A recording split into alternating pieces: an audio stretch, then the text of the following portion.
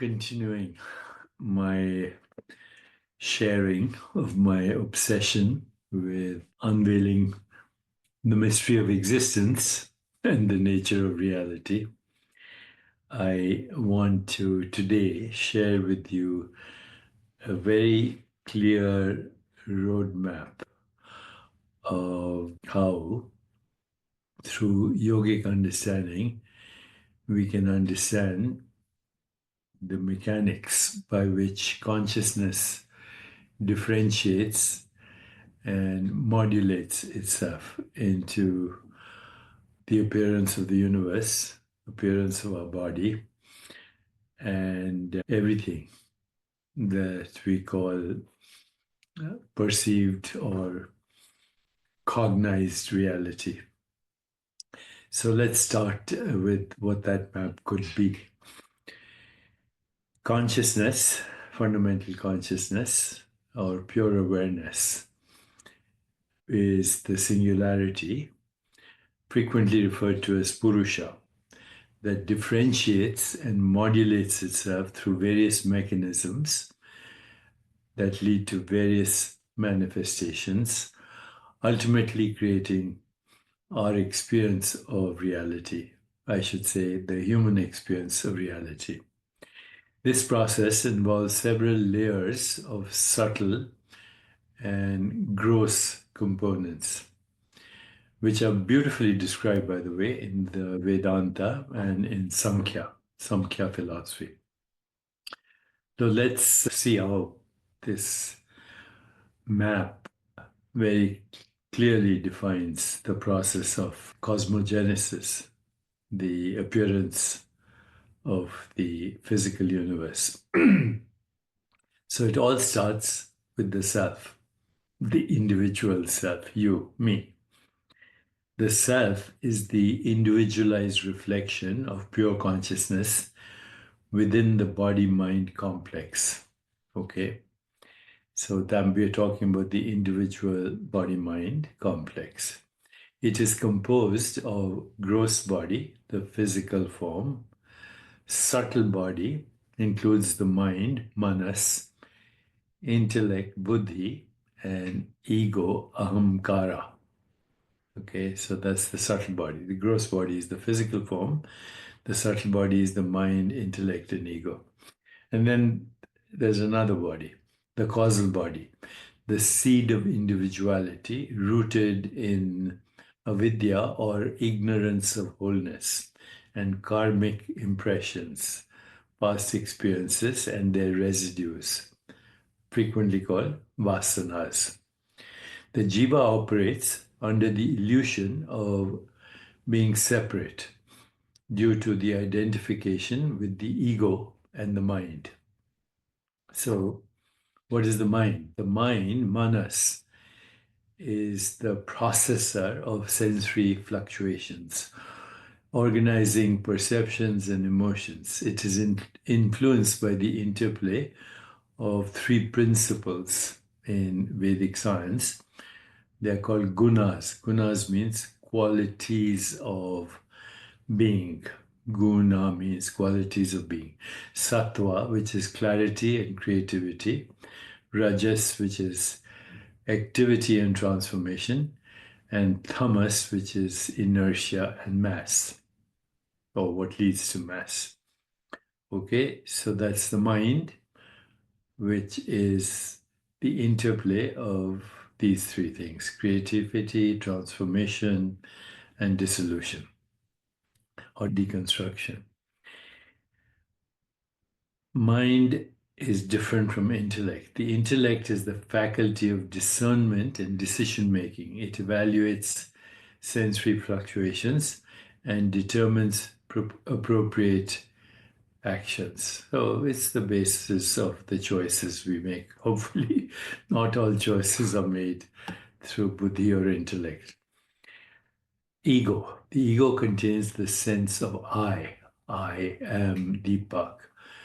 I am rich or poor or Indian or American or whatever. The individuality.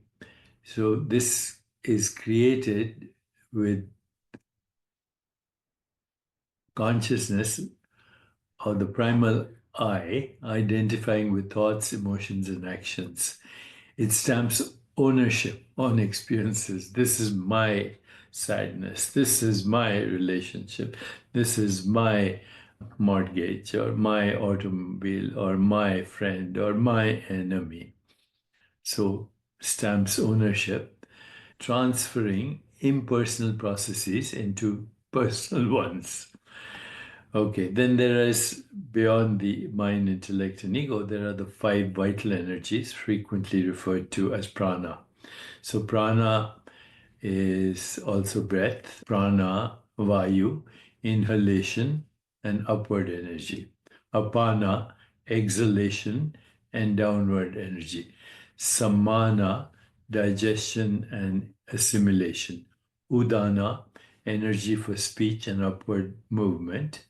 Udana, remember it as up. Dhyana, circulation throughout the body. Okay, and then this is leading to certain subtle elements. These movements of vital energy lead to subtle elements called tanmatras. These are the subtle sensory potentials that give rise to perception.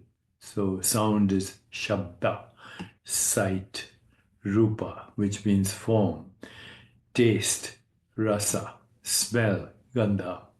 And from these arise the five gross elements, frequently referred to as the Mahabhutas. Okay, these gross elements are space, air, fire, water, and earth, which is basically what we interpret as matter. Matter as vacuum energy, matter as liquid energy, gaseous energy, electromagnetic energy, and matter as solid energy or form. And these five elements of Mahabhutas are, of course, interacting or entangled with the five sensory organs, which are called Gyanendriyas. Gyan means acquiring knowledge. Indriyas means through the senses. Ears, hearing, skin, touch, eyesight, tongue, form, and nose, smell.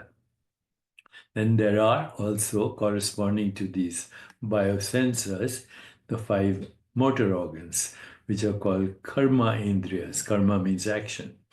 These organs are responsible for action. So speech, hands, feet, genitals, and anus. So genital reproductive organs, anus, these are the five karmendriyas. They create karma.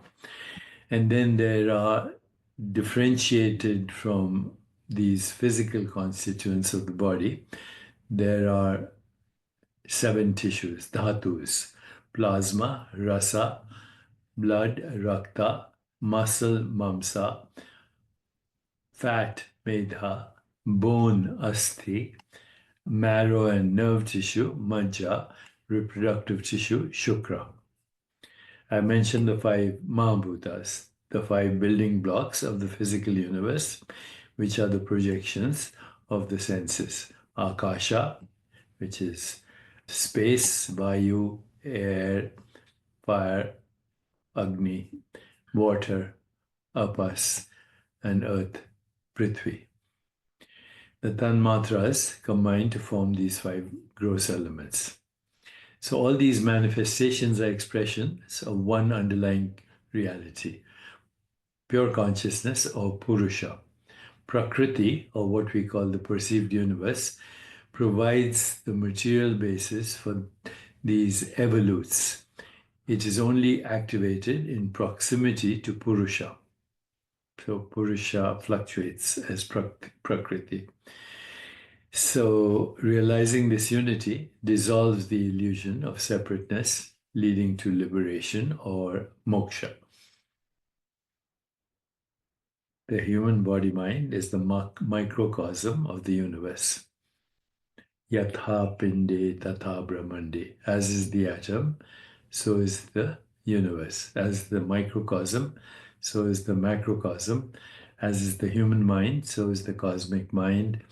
As is the human body, so is the cosmic body.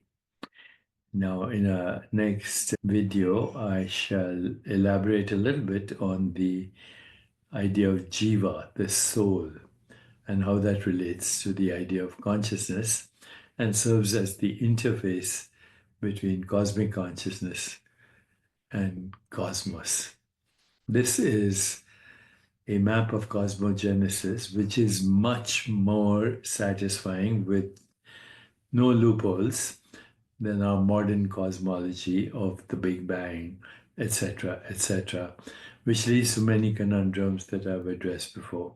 There are innumerable conundrums with modern cosmology. Planck epoch, what caused the Big Bang, cosmic inflation, the precision of it, the incompleteness of gravity with quantum mechanics, the so-called embarrassing problem of the cosmological constant, too many problems with that modern cosmology. So this cosmology actually puts you as the interface between the divine and the manifestation of the divine as the universe. Let me know what you think. Also, it liberates you from the superstition of matter, which is the cause of all problems in the world, personal, social, and global. Let me know what you think. And if you enjoyed this, also, I would love your feedback and please share it with your friends if you feel like.